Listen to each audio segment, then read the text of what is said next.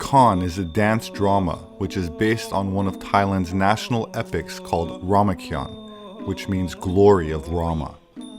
It is a Thai version of the ancient Indian epic Ramayana, also influenced by the Vishnu Purana and the Hindu deity Hanuman.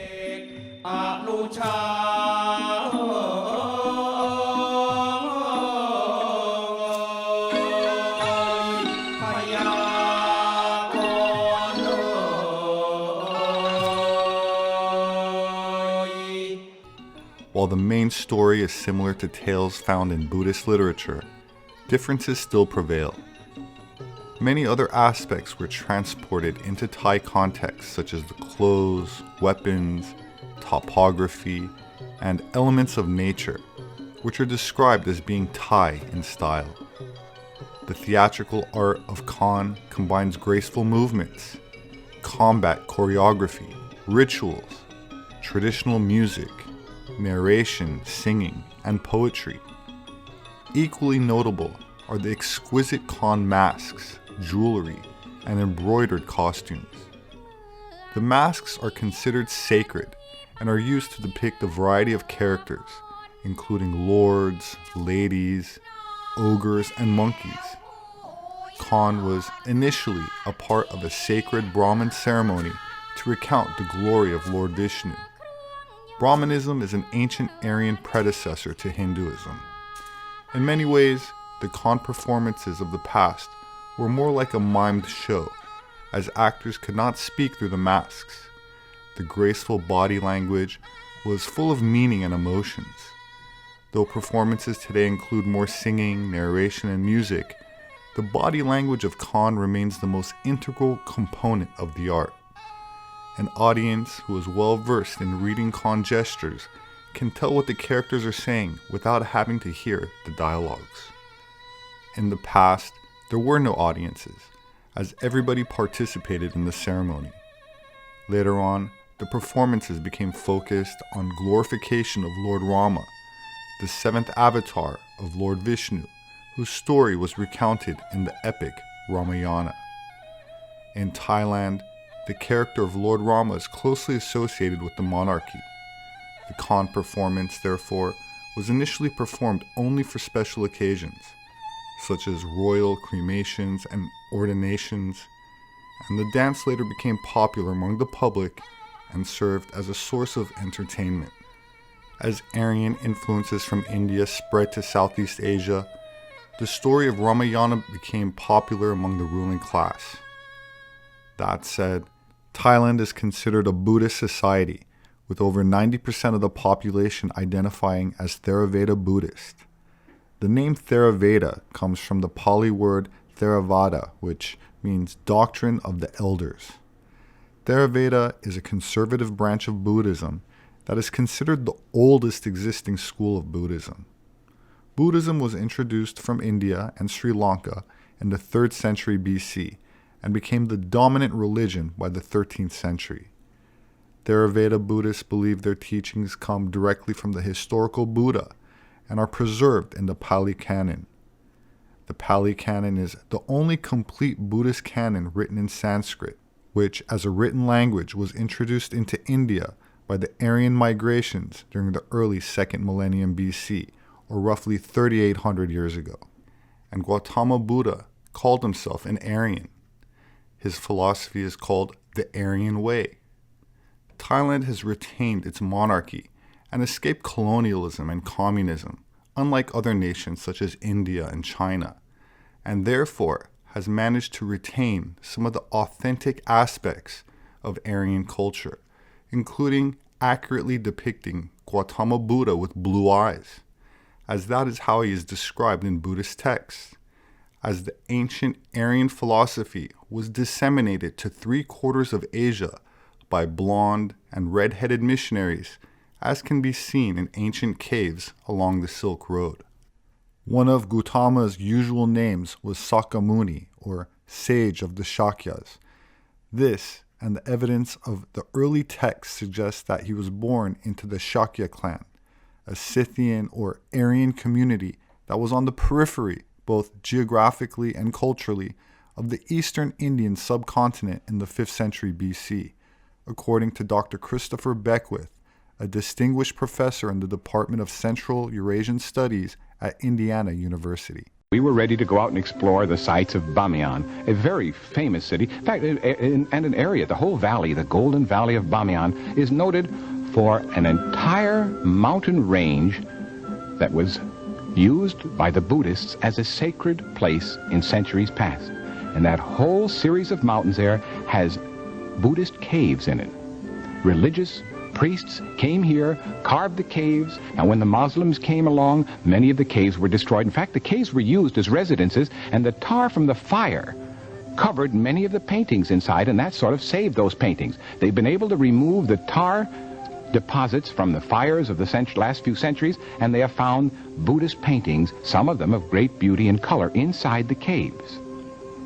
A tremendous Buddhist religious complex in this Bamiyan Valley. Here is the large Buddha. The large Buddha is 175 feet high, probably the biggest in all of the world, and here's what remains of it. The face was cut away many centuries ago when the Muslims took over this area, but there are Huddle and David at the bottom there to give you an idea of size, and you're looking up 175 feet. And above its head, above the head of this statue, we could see very unusual paintings. We were told it might be possible to go up there and see the paintings at close range. To reach the head of the Buddha, you first climb up a little slope, which takes you halfway to your goal. Then you enter a series of caves they have discovered, which lead right to the head of the statue. And we'd like you to join us as we climb through the winding passages of the cliff, passing on the way Buddhist paintings which cover many of the walls and ceilings. And this is done with our portable battery lights. As we climb up and up, we're going to be up 175 feet through these caves as we head for the top of the Buddha. We see the red beard and red hair. It's a shame that these figures have all been defaced by people of other faiths at some time in the past. But it's still, it's very easy to see what they looked like, and we can tell who they were. He's got the red beard, red hair, parted in the middle.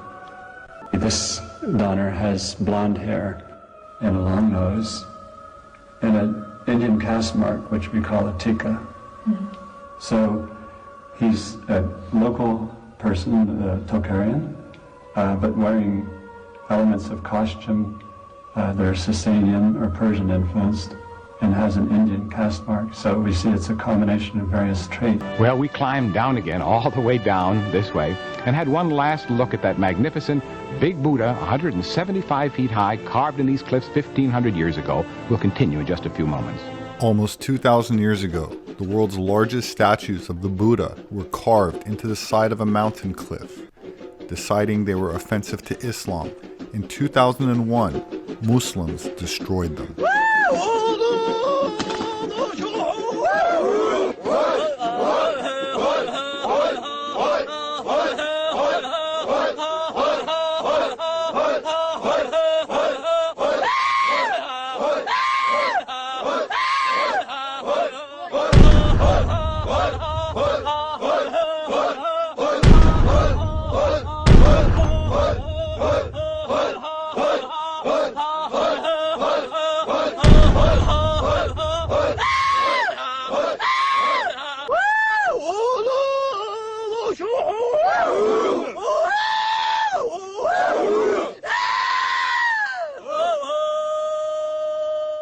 Despite the fact the giant statues were blown into oblivion, the Afghan government's ultimate aim is to one day rebuild them. While it is unlikely that the current Taliban government of Afghanistan will ever rebuild the giant Buddha of Bamiyan, which in Farsi translates as the place of shining light, a wealthy Chinese couple, Jansen Hu and Leon Yu, temporarily brought the statues back to life with 3D projections, which for a brief moment in time reignited the splendor of the giant statues, which were a beacon of enlightenment to people of all races, religions, and nationalities that took inspiration from the ancient Aryan monuments which militants sought to erase from history.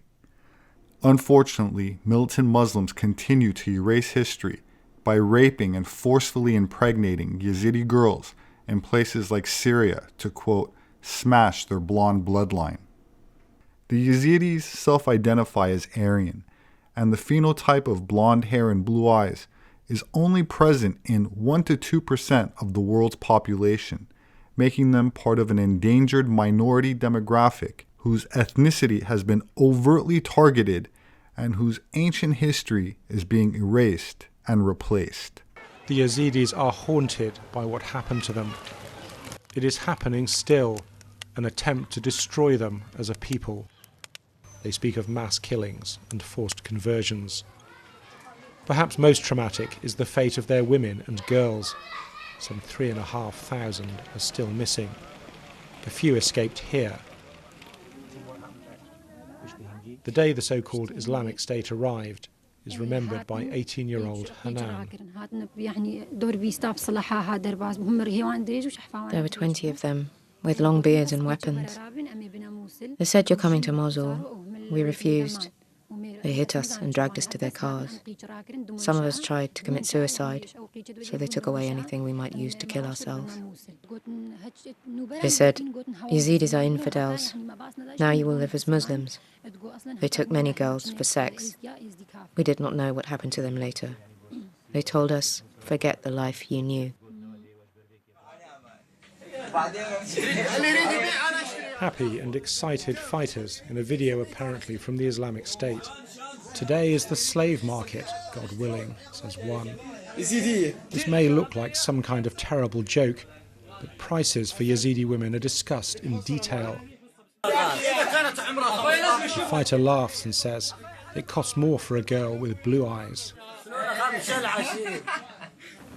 There was one 11-year-old girl. They beat her a lot. They gave her to one fighter and then to another one from Mosul. We heard that she killed herself later in Mosul. The Yazidis say Islamic State sought to erase their culture, their religion, and their bloodline. People seem stunned. Some women returned pregnant.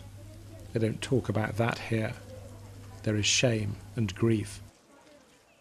There's nothing embarrassed or furtive about the Islamic State's use of captured women as sex slaves.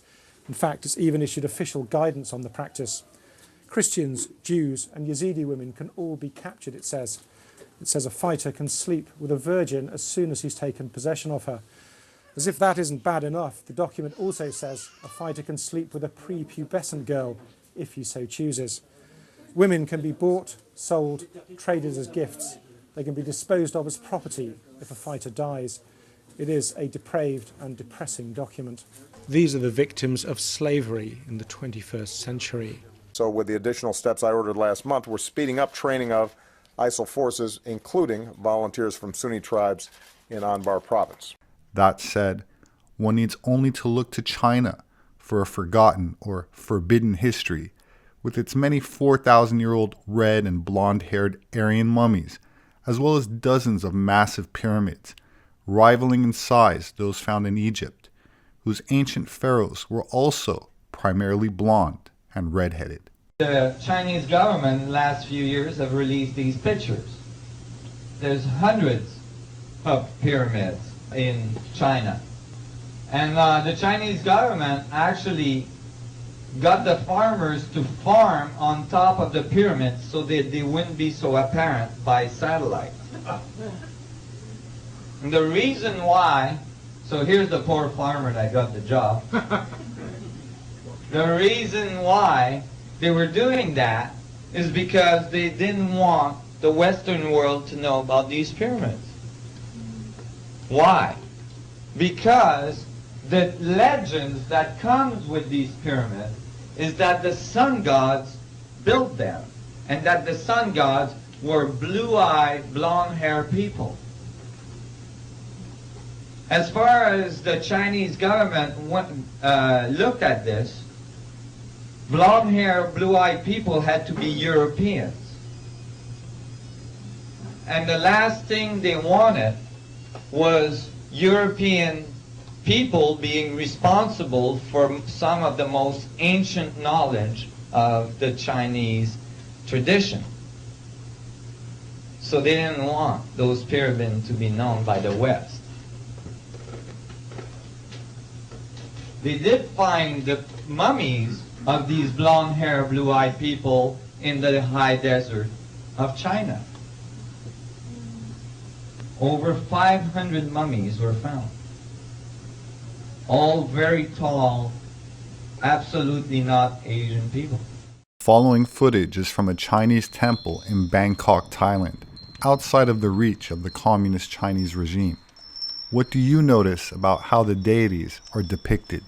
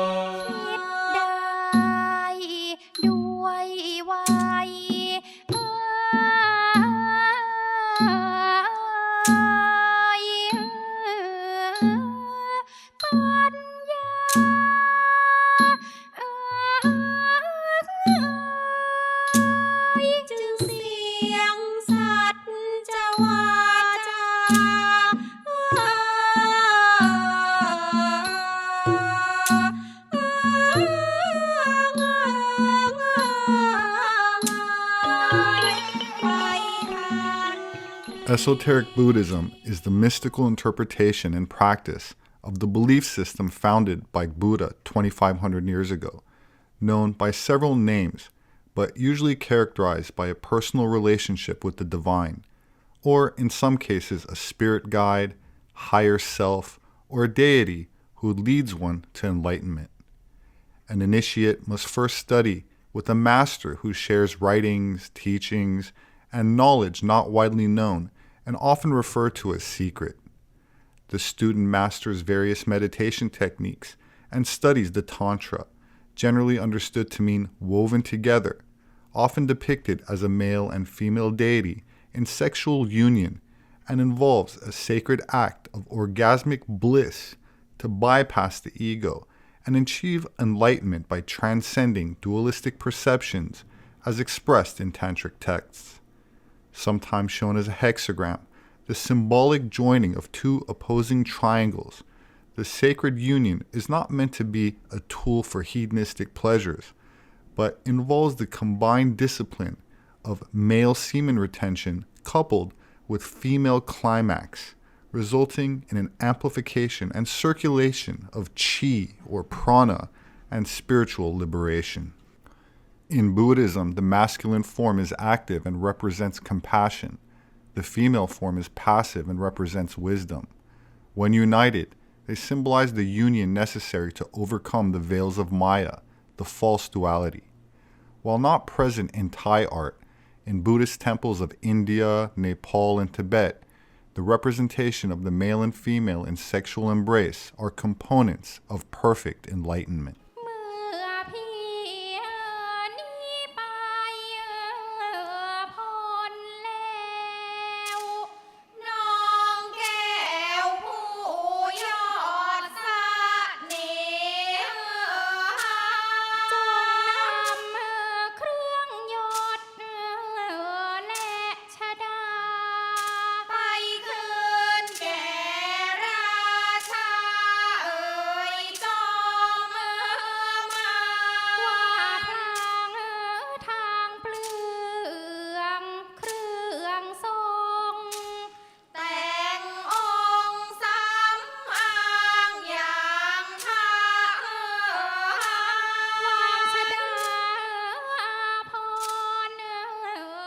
For Taoists, sex was not just about pleasing a man. The woman also had to be stimulated and pleased in order for there to be an energetic exchange and amplification. According to Sunu, a female advisor to the Yellow Emperor, if sex were performed in this manner, the woman would create more jing, the Chinese word for essence, and the man could more easily absorb the jing to increase his own qi, or life force. According to Ruan Fang Fu, a Chinese physician and author, renowned for his extensive research into the relationship between Chinese culture and sexuality, many of the ancient texts were dedicated explanations of how a man could use sex to extend his own life, increase vitality, courage, creativity, and spiritual integrity, but only through the absorption of the woman's vital energies.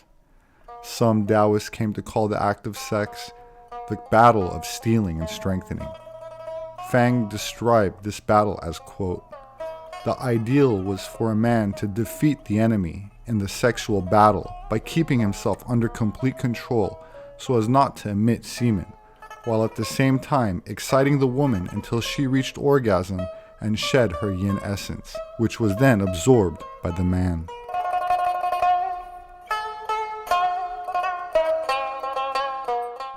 Madame Helena Blavatsky, founder of the Theosophical Society, played a significant role in popularizing Buddhist ideas in the West. She was among the first Westerners to convert to Buddhism in Sri Lanka, which helped spread Buddhist practices and ideas in America and Europe. Blavatsky claimed to have spent time in Tibet studying with adepts, which she described as custodians of a secret doctrine that predated and influenced Buddhism. She viewed Aryan Buddhism as part of a guarded, esoteric wisdom allegedly passed down since the time of Atlantis, promoting the idea that Buddhism, especially in its original form, contained teachings from an ancient, unified wisdom tradition, which has been symbolically encoded into the mystery teachings throughout the world, including Kabbalah. According to Blavatsky, quote, "The mysteries of the Jews were identical to those of the pagan Greeks, who took them from the Egyptians, who borrowed them in their turn from the Chaldeans, who got them from the Aryans, the Atlanteans, and so on." The Aryan race it's a concept. It's a Kabbalistic concept, despite the fact that it's perceived as white supremacist. It's basically rooted in Scottish Rite Freemasonry. That seems to be what the underlying core is. So Scottish Rite Freemasonry, the basis of its ideology is this concept of the Asian Kabbalah. So it's the idea that the Kabbalah didn't originate amongst the Jews. It originated before them, long before them, amongst the Aryans. And the Aryans lived on Atlantis, where they interbred with the sons of God of the Bible, or ancient aliens, as they're known popularly right now, extraterrestrials. Yeah. And they interbred with them and created a race, a superior race known as the Aryans, and to them they taught the so-called ancient wisdom. When this is supposed to have taken place at the time of Genesis, at the time of the flood. So the sinking of Atlantis is supposed to be the flood. The Aryans escape, land in the mountains of Asia, and from there they spread to various parts of the world, and they spread their ancient wisdom. One of the most important ones is, and this is what Blavatsky explained, is that the Aryans was responsible for the spread of Bon shamanism, which is, she says in her language, is that it's the only true inheritance of the ancient Aryan tradition of magic, and that Bon shamanism then feeds into Tibetan Buddhism, very mystical branch of Buddhism, and so that's the nature of that connection. When you look at especially right up until modern times, you look at the history of the Kabbalah, it's based on the belief that the sons of God, or the Anunnaki, the Anakim, were offspring of the sons of God and human beings. And so that this superior race, they're called in the Zohar, in fact in the Bible, they're called the mixed multitude. And it's the Zohar that associates them with the sons of God. And so this mixed multitude is the Aryan race. So as paradoxical as it might seem, the whole concept of the Aryan race is actually a Kabbalistic myth of Jewish, occult Jewish supremacy. And so it's the belief that they are semi-divine because they are offspring of the fallen angels. And on the Christian side, these would be the, i.e., sons of God, the descendants of these, i.e., spirits and humans, right? Yeah, and more than that, it's basically the fundamental Kabbalistic belief is that the sons of God created a race of beings a race of superior humans who have been preserving the ancient wisdom ever since. Albert Pike was a proponent of Aryan theories. He later became a member of the Theosophical Society, which of course was headed by Blavatsky, who was the most recent proponent or elaborator of the Aryan myth, the mythology that the Aryans are survivors of Atlantis, who are originally descendants of the sons of God, Anakim, Anunnaki, who had preserved the ancient wisdom, quote unquote, Kabbalah since that time. And this went through, of course, through Judah, the tribe of Judah, and through the various prophets and so forth, right? Well, this is where it gets strange, because this is where you have a simultaneously contradicting history, right? Like, really what happened is that when the lost tribes get scattered, they get scattered to the land of the Medes and all the way into Central Asia, and that's where supposedly they intermarry with the Scythians, and that's where they become the lost tribes, become the Turks. They eventually migrate to Europe, where they become Scandinavians and Scots.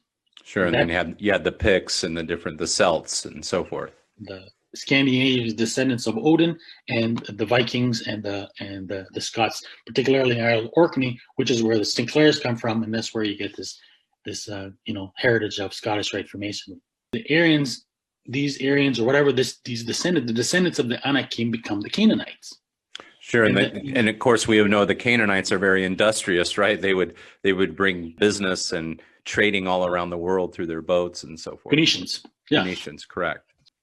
So some portion of the Jews likely fabricated these stories to claim this, some kind of unique descent from gods or entities, but simultaneously you have the lost tribes who are among the Scythians that are considered really the descendants or the Aryans, the source of the Aryan people. So you have the simultaneous history, which is weird. Why basically you've got it's a Jewish esoteric mythology which produced the Aryan race, while also that produced the Aryan race. So you have this dual path of this like legitimate Jewish descent, simultaneously this competing, opposing Aryan descent, but they seem to feed the same mythology. Brothers or cousins, right? And then they're both masters of the horse, and they literally conquered the world on the horse.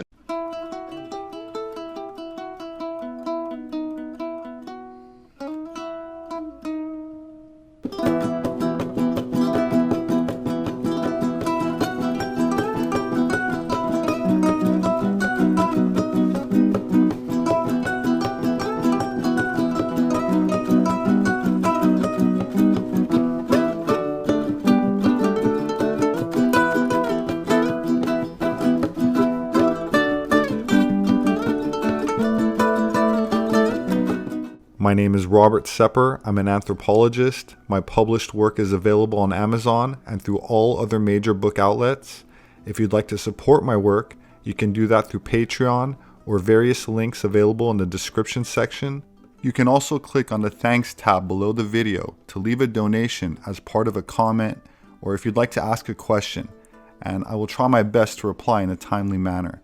I also appreciate any constructive feedback I get, suggestions on a future video topic, or if you just like to share your thoughts with the community. Please remember to subscribe, hit the notification bell, and check back often. Stay safe, and I hope to see you again soon.